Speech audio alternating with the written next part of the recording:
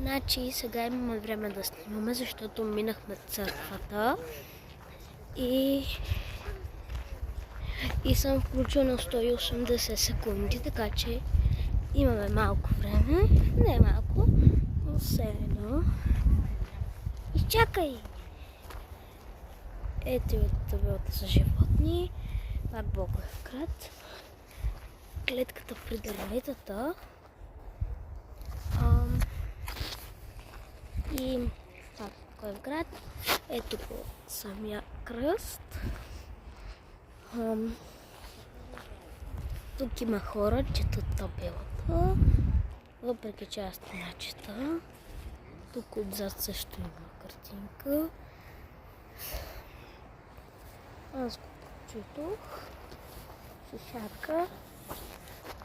Вижте колко са хубави дървите и тези тук дървета. Там има коли. Според мен това не трябва да е така. И изхвърляме отпадъци, ама все едно.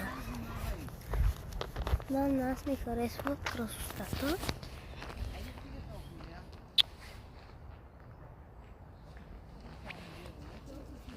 И сега аз ще стигна до кръста.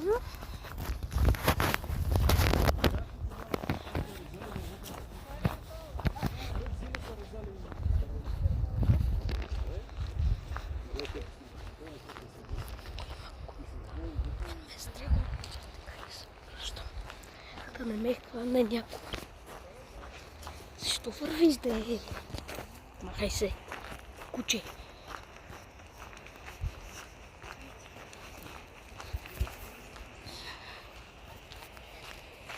И това беше за днес. Като се прибера, ще снимам още видеа и последно кръста и край.